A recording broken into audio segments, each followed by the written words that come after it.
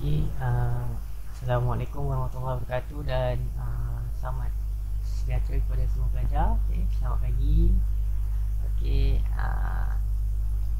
jadi saya harap awak semua sihat dekat rumah okey. Sihat dah sarapan okey. Jadi tanpa buang masa untuk hari ini kita akan masuk bab baru lah okey. Kita masuk bab 6 keelektrikan dan kemagnetan. Okey. Jadi sebelum tu mungkin awak pernah belajar pasal tenaga. Okey. Ada banyak jenis tenaga, ada sumber dia dari mana kita nak dapatkan tenaga tu. Okey. Jadi sebelum awak nak start lihat video ni, awak boleh sediakan penota, buat catatan sikit, lepas tu okey, dan baca doa sebelum awak mula lihat video ni. Okey. Okey.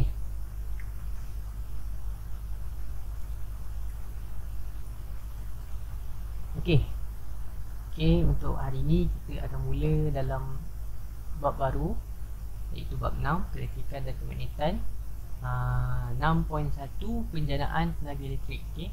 Jadi saya akan sentuh satu topik ni untuk hari ni. Okey. Jadi ini beberapa hasil pelajaran yang awak akan dapat setelah habis pembelajaran kita pada hari ini. Jadi pertama sekali awak dapat memerihalkan sumber tenaga kepada tenaga boleh baharu dan tenaga tidak boleh baharu. Okay. Dan awak juga yang kedua dapat menerangkan dengan contoh proses penjanaan tenaga elektrik daripada pelbagai sumber tenaga.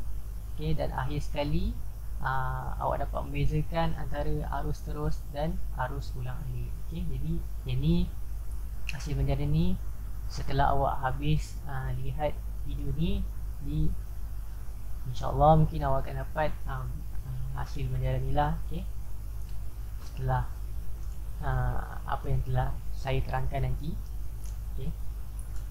Okay, kita lihat mula sekali kita lihat apa itu tenaga elektrik. Okay. Seperti yang mana tahu, okay, dalam kehidupan seharian awak dah selalu jumpa tenaga elektrik. Okay. Yalah, sekeliling awak, dalam handphone awak pun adanya tenaga elektrik. Okay. Especially bila awak charge phone. Okay. Tu ada sebab kadang ada orang cakap tak boleh main phone masa charge telefon sebab ada arus elektrik yang mengalir. Okay. Jadi kalau awak jangan buat lah. Tapi kalau awak kalau pernah rasa, kalau awak terpegang dia punya dekat area tempat charge tu terpegang, awak akan rasa macam rejatan elektrik itu. Okay.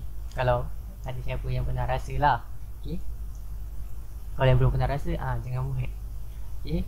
Okay, kita lihat pada gambar pertama, iaitu tenaga nasional. Okay. Ini mesti awak pernah nampak kat mana tempat.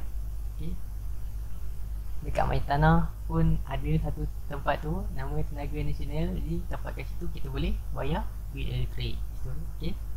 Jadi tenaga nasional ni kira macam organisasi atau satu kumpulan yang menguruskan berkenaan tenaga elektrik. Okay. Di Malaysia lah. Okay. Dan seterusnya awak dapat lihat ni adalah Thor. Okay. Siapa yang pernah tengok cerita Thor ni tahulah dia punya jalan ceritanya, apa kuasa yang dia ada. Okay. Iaitu petir. Lebih kurang tu itu kita boleh nampak secara kasarnya ada melibatkan tenaga elektrik. Okay. Okay. Ini adalah pencawang elektrik. Okay. Ini kalau awak pernah lalu sebelum nak masuk hutan simpan tu, okay, awak kalau sebelah kiri, kalau daripada minyak tanah nampak ada kubur. Okay. Belah kanan ada satu macam satu kawasan lapang, lepas tu ada tiang tinggi, okey. Tiang ada wire panjang, okey, itu antara pencawang tiang pencawang elektrik lah, okey, yang mengalir tenaga elektrik begitu. Okey. Okey, yang keempat adalah empangan. Okey. Jadi empangan ni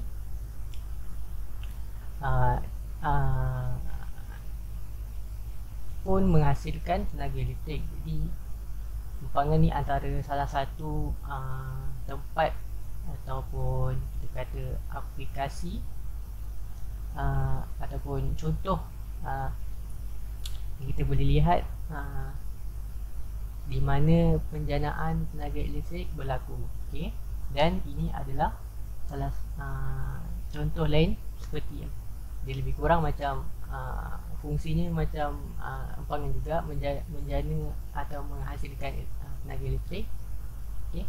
Tapi daripada bentuk yang lain. Maksudnya itu nanti kita lihat satu per satu. Okey. Okey, tenaga elektrik dihasilkan atau dijanakan daripada pelbagai sumber. Okey, maksud ayat di sini adalah kita nak dapatkan tenaga elektrik tu, kita boleh ambil daripada pelbagai sumber. Okey. Pelbagai sumber tu apa? Kita akan lihat nanti. Sebelum tu kita kena tahu sumber tenaga ni ada dua jenis sumber tenaga, iaitu sumber tenaga boleh baharu dan sumber tenaga tidak boleh baharu. Okey. Ada dua jenis sumber tenaga di sini. Kita boleh lihat. Okey. Dan setiap dua istilah ni mempunyai makna yang berbeza. Okey. Untuk sumber tenaga boleh baharu, ia bermaksud sumber tenaga yang boleh diganti secara berterusan dan tidak akan habis. Okey. Jadi maksudnya sumber tenaga ni untuk kita hasilkan tenaga elektrik, kita boleh guna sumber tenaga ni secara berterusan lah. Kita boleh ambil daripada sumber tenaga ni punca dia untuk kita hasilkan atau menjanakan tenaga elektrik secara berterusan dan takkan habis. Okay? Contohnya hidro. Hidro ni air. Okay? Okay, untuk nama dalam sainsnya hidro lah, lebih official namanya. Okay. Ombak pun daripada air, tapi kita kata bila ombak kan, okay, dia punya kita boleh kata macam pergerakan air itu. Okay.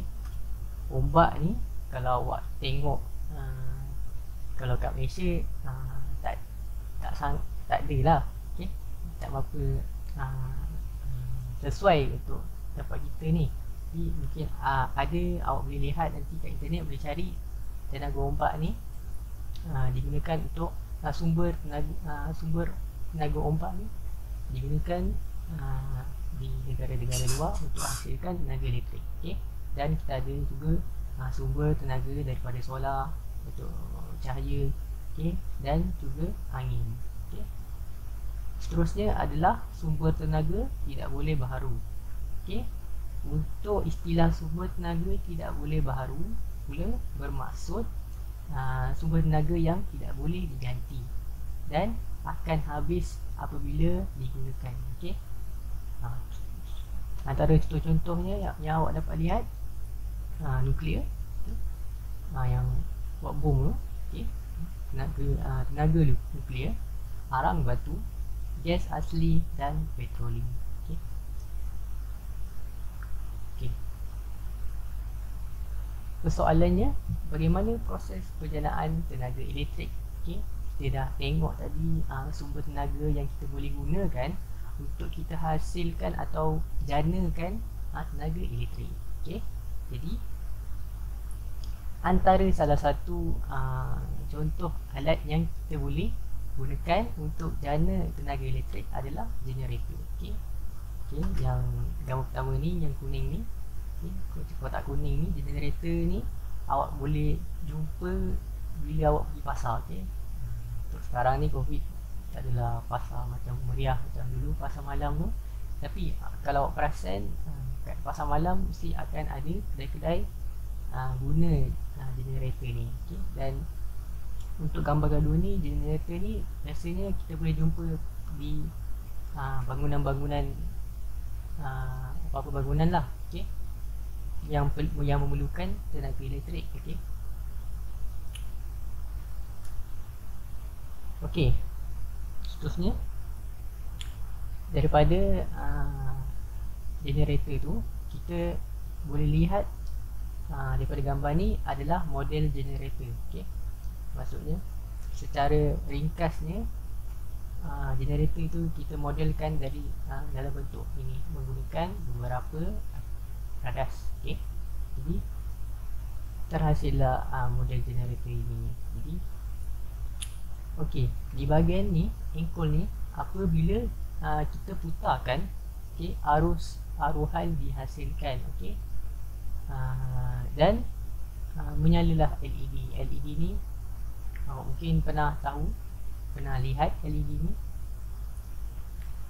Dan apabila aruhan tu dihasilkan, LED ni akan menyala. Okay. Maksudnya apa di situ? Okey, kita boleh lihat tenaga elektrik dihasilkan. Okey. Okey, Michael Faraday tahun 1871. Ini adalah salah satu ahli sains atau kita panggil saintis, okay, yang jumpa tenaga elektrik ni lah, okay, daripada dua perkara, iaitu pertama adalah melalui gerakan dawai, okay, dan gerakan magnet. Jadi kedua-dua jenis pergerakan ni boleh menghasilkan arus aruhan. Okey. Okey. Kedua-dua gerakan dawai dan gerakan magnet ni akan menyebabkan garis medan magnet terpotong. Okey. Apabila garis medan magnet terpotong, arus aruhan dihasilkan. Okey. Stesen jana kuasa. Okey. Macam kita dah tengok tadi, stesen jana kuasa, contohnya adalah empangnya tadi pada gambar yang awal kita tengok tadi, dan kipas besar tadi, okay, kipas angin tu, itu antara contoh-contoh stesen jana kuasa yang menghasilkan atau menjanakan tenaga elektrik, okay, daripada sumber-sumber tertentu. Ikutlah jenis stesen tu tukarkan tenaga daripada satu tenaga ke tenaga elektrik. Okey. Okey, pertama sekali kita tengok pada stesen jana kuasa yang menggunakan sumber tenaga tidak berbaharu seperti diesel, gas asli dan arang batu. Okey, di sini awak boleh nampak raja stesen jana kuasa terma. Okey. Kerajaan ni awak boleh jumpa dalam buku awak. Okey, sebelum saya terlupa, awak boleh rujuk juga buku awak. Okey, ni antara poin-poin yang saya ambil dalam slide saya ni, berdasarkan buku teks lah. Okey, jadi okey, untuk stesen jana kuasa ni ada mekanisme dia. Okey, ada dia punya kita kata langkah-langkah dia untuk nak hasilkan tenaga elektrik daripada sumber tenaga yang kita nyatakan tadi. Okay, seperti diesel, gas asli dan arang batu. Okay. Pertama sekali, secara ringkas kita tengok, pertama sekali bahan api yang digunakan tu dia akan bakar, okay, situ, dan air dididihkan menjadi steam. Okay, air dididihkan menjadi steam. Selepas itu terhasilnya steam, steam tu akan memutarkan turbin, okay, dan penjana menghasilkan tenaga elektrik. Akhirnya penjana akan menghasilkan tenaga elektrik. Okay. Pembakaran bahan api di sini, okay, bila berlaku pembakaran bahan api, okay, air yang lalu di kawasan ni akan dididihkan dan menjadi steam. Okay, awak lihat ni, okay, Sini dah kalau awak tengok dekat-dekat, warna biru, ada biru, warna biru cair, lepas tu dia makin lama makin atas, makin lama ya, warna biru tu makin cair, maksudnya air itu sudah bertukar menjadi bentuk bentuk lain, okey, iaitu bentuk steam.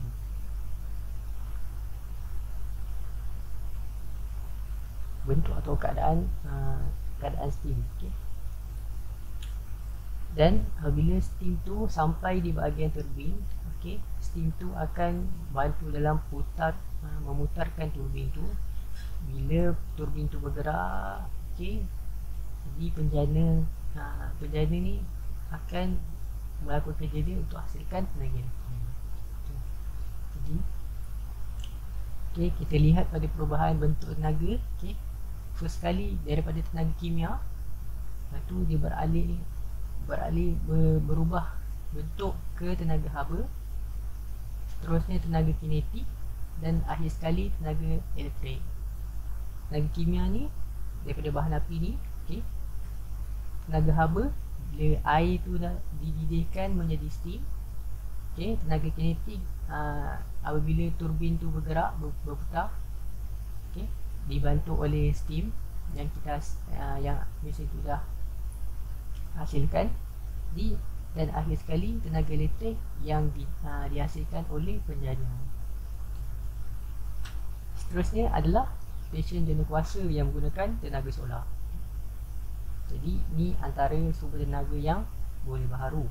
Okey, simple saja dia punya mekanisme dia. Okey, kita hanya perlukan sinaran matahari dan panel suria. Okey, nanti awak boleh cek dalam internet gambar panel suria ni. Mungkin awak pernah lihat juga, ada kat rumah-rumah jiran ke yang ada banyak sikit duit ke. Okey, ada beli panel suria, dia letak dekat atas bumbung rumah dia. Okay. Jadi function panel suria tu akan menukarkan bentuk tenaga cahaya daripada matahari kepada tenaga elektrik. Okay. So dalam dalam penggunaan tenaga solar ni, sumber tenaga solar, perubahan bentuk tenaganya mudah saja. Okay. Daripada tenaga cahaya terus ke tenaga elektrik. Okay. Dibantu oleh panel suria tu. Okay. Seterusnya adalah stesen jana kuasa hidroelektrik. Okay. Ini stesen jana kuasa yang menggunakan sumber boleh baharu menggunakan air. Okay. Ini antara contohnya kita tengok tadi empangan lah. Okay. Stesen jana kuasa hidroelektrik. Okay. Bagaimana stesen ni berfungsi? Okay. Macam mana dia punya langkah-langkah dia? Okay. First kali memerlukan air lah. Okay. Air yang tersimpan dalam empangan yang tinggi. Seterusnya lepas tu mengalir dari aras tinggi ke aras rendah. Jadi aras tinggi ke aras rendah. Lepas tu aliran air memutarkan turbin. Okay. Turbin ni akan berputar apabila air dilalukan ke turbin tersebut. Jadi, dan penjana akan hasilkan tenaga elektrik. Dia lebih kurang macam tadi, yang first tadi kita tengok, lebih kurang, tapi ia menggunakan air. Bezanya dia tak gunakan bahan api. Okay. Ini menggunakan air saja. Okay. Tapi secara simpelnya awak tahu itu je lah. Okay. Dia ada lagi banyak detail-detailnya yang mungkin awak boleh cari sendiri, awak boleh gali sendiri dalam internet. Okay. Tapi setakat untuk awak, boleh setakat awak tahu langkah-langkah ini pun dah memadai. Okay. Untuk perubahan bentuk tenaga jenis hidro, okay. First sekali daripada tenaga keupayaan graviti. Okay. Dan ia berubah bentuk ke tenaga elektrik hasil daripada pengaliran daripada aras tinggi ke aras rendah dan aliran air yang memutarkan turbin. Okay. Dan akhir sekali berubah daripada tenaga kinetik ke bentuk tenaga elektrik. Okay. Seterusnya kita tengok pada tenaga angin. Okay. Ini juga salah satu contoh sumber tenaga yang boleh baharu. Okay? Maksudnya kita boleh guna berterusan, okay? Takkan habis. Okay? Jadi macam mana pula langkah-langkahnya stesen ni menghasilkan tenaga elektrik? Jadi first kali kita perlukan angin. Okay? Jadi angin yang kuat. Okay? Bila angin yang kuat, untuk stesen jana kuasa ni dia berfungsi lah macam Malaysia. Kita tak tentu, okay? Bukan setiap dia ada musim-musimnya, tapi ianya lebih sesuai bila ada negara-negara yang mempunyai angin-angin ataupun kita kata cuaca itu ada melibatkan cuaca lah. Okay? Jadi kalau Malaysia ni tak sesuai lah kita gunakan stesen jana kuasa tenaga angin ni. Okay? Okay, first kali udara bergerak, okay, atau angin. Udara bergerak tu atau angin lah. Okay. Lepas tu angin akan menggerakkan bilah, okay. Bilah kipas besar tu, okay, akan menggerakkan walaupun awak nampak macam perlahan, tapi dia sebabkan dia besar, jadi awak faham lah. Okay. Walaupun dia besar, still tenaga dia masih mencukupi untuk memutarkan turbin, okay, bilah itu. Okay. Jadi bilah itu memutarkan turbin tu dalam kipas angin tu punya komponen lah. Okay. Kat sini kita nampak yang mana turbinnya, mungkin dalam di bahagian dalam ni. Jadi bilah memutarkan turbin dan akhir sekali penjana menghasilkan tenaga elektrik. Jadi perubahan bentuk tenaga dalam kita menggunakan tenaga angin ni daripada tenaga kinetik kepada tenaga elektrik. Okay. Tenaga kinetik kepada tenaga elektrik sahaja. Seterusnya kita tengok pada stesen jana kuasa yang menggunakan bahan api nuklear. Okay. Bahan api nuklear. Jadi nuklear ini kalau kita tengok tadi, dia antara contoh sumber tenaga yang tidak boleh baharu. Tidak boleh baharu. Okey. Okey, kita lihat pada mekanismenya. Okey. Berlakunya tindak balas nuklear. Seterusnya air dididihkan menjadi steam.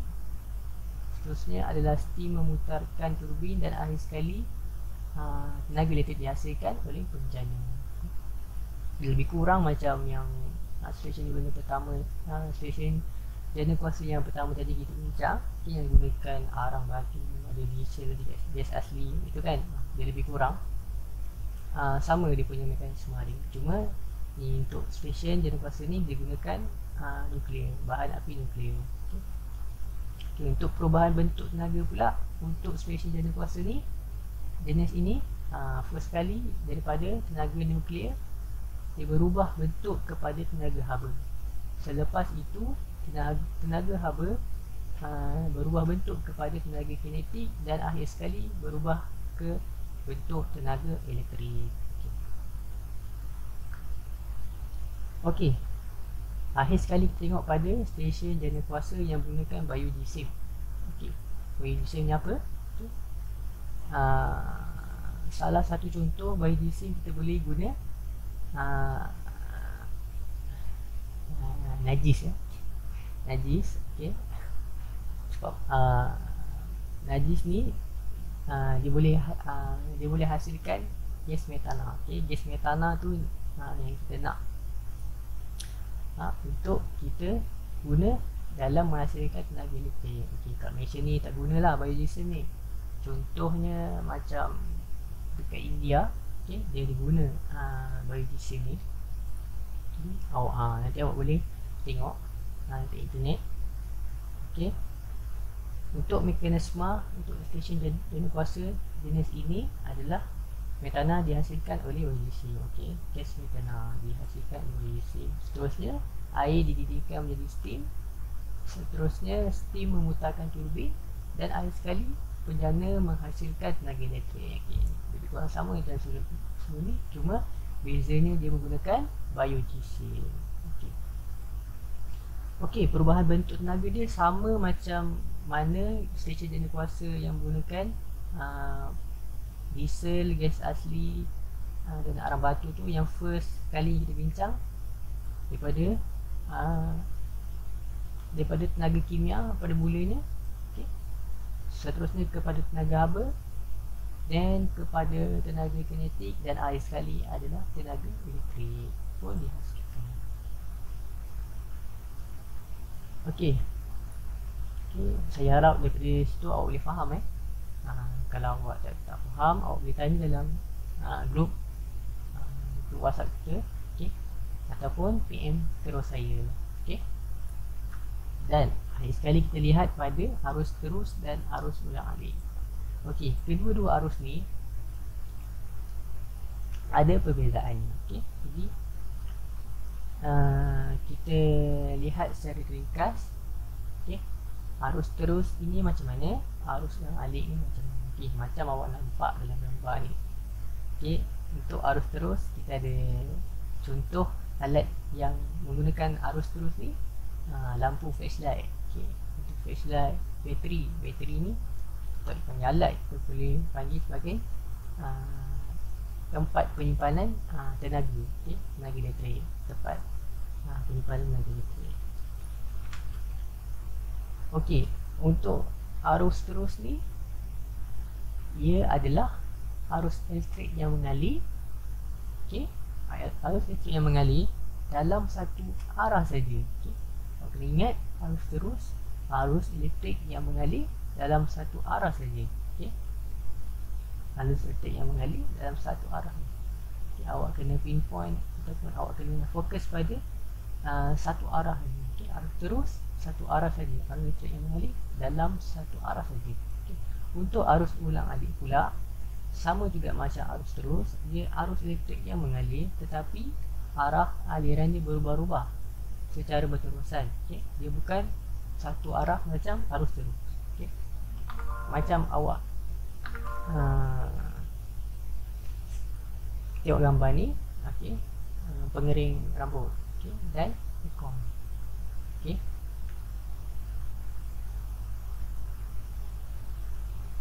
Okey. Okey, ini antara alat yang kita boleh gunakan. Itu nama diberi osiloskop sinar katod ataupun OSK. Jadi ia salah satu alat elektronik yang kita boleh guna untuk kita bezakan arus terus dengan arus alik, okay, dalam bentuk graf arah arus dan perubahan voltase. Jadi alat elektronik ni dia bantulah kita nak tengok ciri-ciri arus terus tu macam mana, arus ulang-alik tu macam mana dalam bentuk graf arah arus dan perubahan voltase. Okay, ini awak boleh tengok dan baca. Tak hafal pun tak apa, asalkan awak tahu apa benda yang ada alat ini, okey.